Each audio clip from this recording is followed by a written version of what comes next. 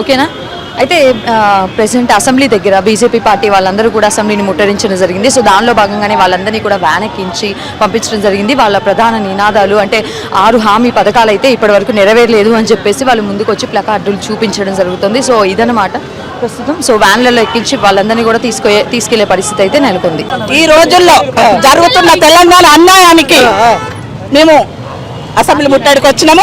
దౌర్జన్యంగా రేవంత్ రెడ్డి పాలనలో మహిళలను కూడా చూడకుండా అరెస్ట్ చేస్తున్న పోలీసు మహిళలకు కూడా చెప్తున్నా, మీరు కూడా మహిళలే అమ్మా, మహిళల హక్కుల కోసం పోరాడుతున్నాం, మహిళల కోసం ఆడుతున్నాము చెప్తున్నా.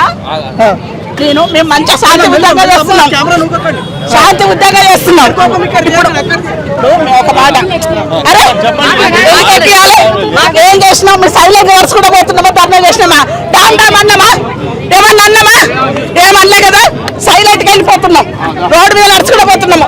ఆడ నిలబడితే బస్ స్టాండ్ వాళ్ళు ఆగనిస్తలేరు. మేము పోవాలనుకున్న ప్లేస్ పోవద్దా? అన్యాయం జరుగుతుంది, ధర్నా చేయొద్దా? గత ప్రభుత్వం ఇట్టే చేసిందా?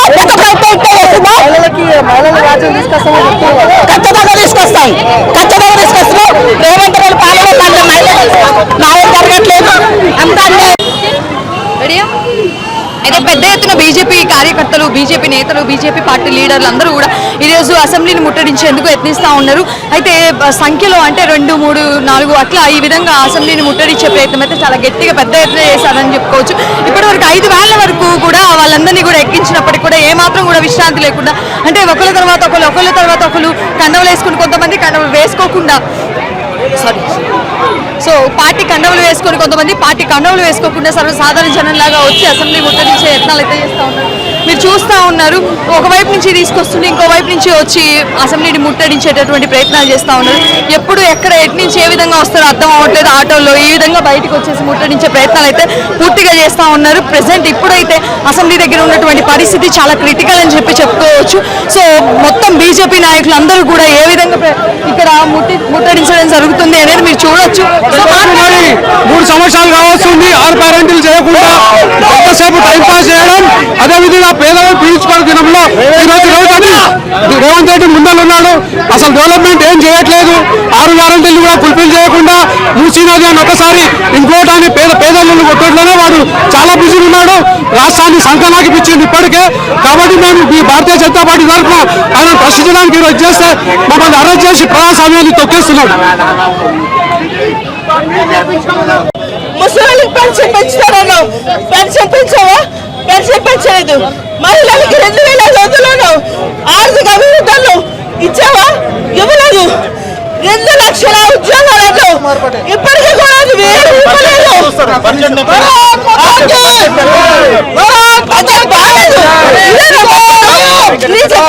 డిక్లరేషన్ కామారెడ్లో ఏమైనా డిక్లరేషన్ చేసాం?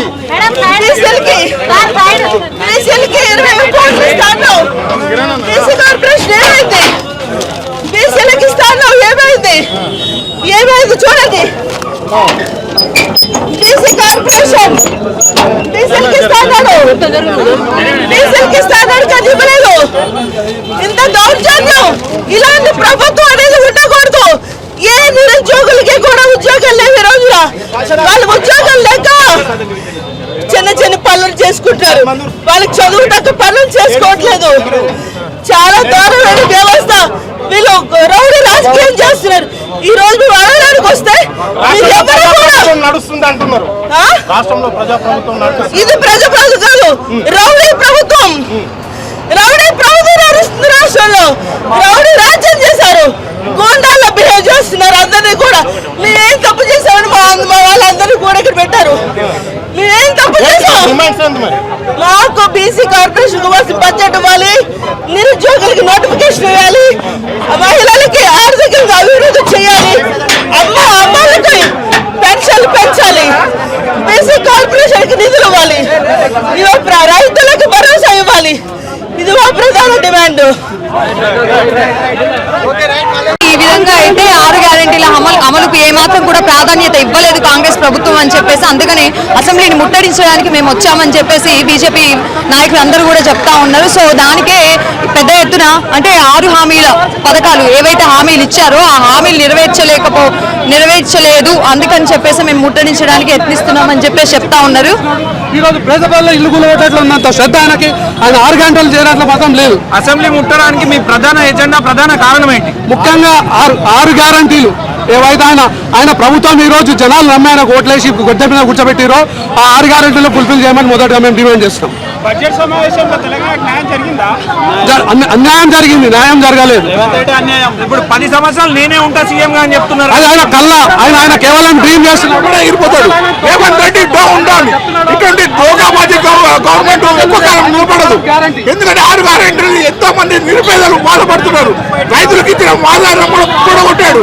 ఎక్కడ ఎటువంటి ఇది లేదు కాబట్టి రేవంత్ రెడ్డి ఇమీడియట్లీ బేసరిగా కొద్దిగా కోరుతున్నాం. భారతీయ జనతా పార్టీ జిందాబాద్.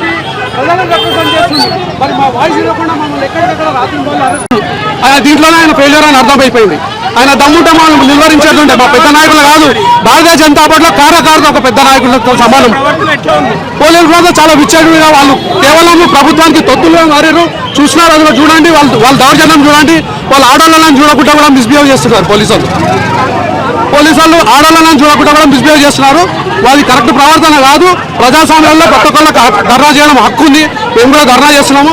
మమ్మల్ని ఏమైనా ఉంటే వాళ్ళు ఇచ్చేయాలి కానీ నిలువరించాలి కానీ. అది ప్రజాస్వామ్య పాలన, ప్రజల వద్దకే పాలన అని చెప్పేసి సీఎం గారు చెప్తున్నారు. ప్రజాపాలన అయితే మరి తిరగమని ఎందుకు తిరుగుతలేడు? తిరగకుండా లోపల కూర్చొని మాట్లాడుతుండు. ఆయన సీఎం అయిన తర్వాత చిన్నపిల్లలు కూడా చెడిపోయే పరిస్థితి ఉంది. ఆయన లాంగ్వేజ్ ఎంత వల్గర్గా ఉంది అంటే చాలా చండాలమైన భాష మాట్లాడుతున్నాడు. ఒక ముఖ్యమంత్రి హోదా మర్చిపోయి ఒక స్థానిక వీధి లాగా మాట్లాడుతున్నాడు. మరి రేపు ఆయన ఏం సందేశం ఇవ్వాలనుకుంటున్నాడు ప్రజలకి, పిల్లలకి, రాబోయే యువతరానికి? జెన్జెడ్ అయితే ఉందో జెన్జెడ్ ఆయన చాలా అబ్జర్వ్ చేస్తుంది. రేపు వాళ్ళే ఓట్లు వేసి ఓటేది. విద్యాశాఖకి చాలా తక్కువ అమౌంట్ కేటాయించడం జరిగింది. మూసీకి ఏదైతే ఉందో 1,50,000 కోట్లు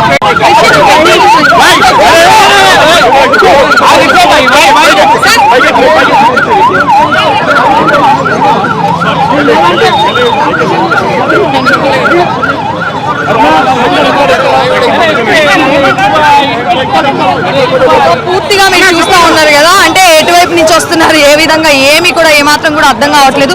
భారతీయ జనతా పార్టీ నాయకులు కానీ కార్యకర్తలు కానీ పెద్ద ఎత్తున అసలు చూడలేని, అంటే చూడండి మీరు ఇప్పుడు విజువల్స్ చూడండి, అంటే పార్టీ గుర్తుతో కానీ లేదంటే పార్టీ గుర్తు లేకుండా కూడా ఈ విధంగా వస్తూ ఉన్నారు. సో వాళ్ళని తీసుకొచ్చి ఎక్కించడం అనేది వ్యాన్లలో జరుగుతూ ఉంది. దగ్గర అంటే కౌంట్ లేదనమాట. ఇప్పటికే 5-6 వ్యాన్లు ఇప్పటి వరకు ఫిల్ అయ్యాయని చెప్పుకోవచ్చు. చెప్పండి సార్, ఎందుకు అసెంబ్లీని ముట్టడించారు?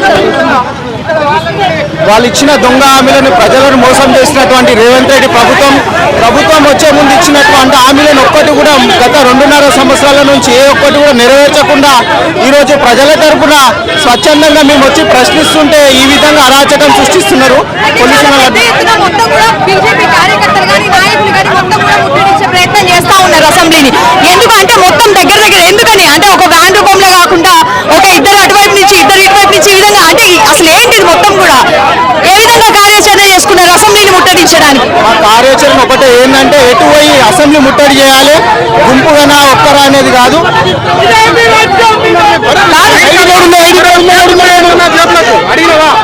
ఐడి కార్డు కావాలి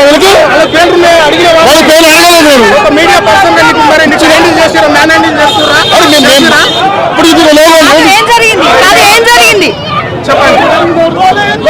ఒక మీడియా ప్రతినిధిని కూడా అంటే పోలీస్ వాళ్ళు బీజేపీ కార్యకర్తలు లోపలికి వేస్తూ కూడా ఒకవైపు మీడియా పర్సన్ ని కూడా ఇబ్బంది పెట్టినటువంటి ప్రయత్నం అయితే చూస్తా ఉన్నాం మనం ఇక్కడ. అంటే ఐడి కార్డు ఉందా అని చెప్పేసి, అంటే చేతిలో లోగో ఉండి, అంటే ఒక సోషల్ యాక్టివిస్ట్ అయినప్పటికీ కూడా పర్సన్ పరిస్థితి ఈ విధంగా ఉందని చెప్పేసి మాట్లాడుతూ ఉన్నారు.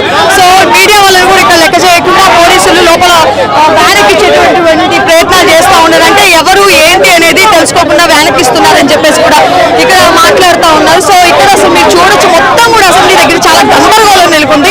అటు ఇటు అనలేదు, మొత్తం మీ దగ్గర దాపులో మొత్తం కూడా పూర్తిగా ఎటువైపు నుంచి వస్తున్నారో బీజేపీ వాళ్ళు, బీజేపీ నాయకులు, బీజేపీ కార్యకర్తలు మొత్తం కూడా అసెంబ్లీని ముట్టడించడానికి చాలా పెద్ద ఎత్తున సంఖ్యలో బయటకు వచ్చారని చెప్పేసి చెప్పుకోవచ్చు. కొంచెం ఏమాత్రం కూడా కొంచెం కూడా స్పేస్ రాకుండా వ్యాన్లు ఒకవైపు ఉన్నప్పటికీ, పోలీసులు ఉన్నప్పటికీ కూడా అసలు కొంచెం కూడా స్పేస్ ఇవ్వకుండా చాలా పెద్ద ఎత్తున అయితే వస్తూ ఉన్నారు ధర్నా చేయడానికి.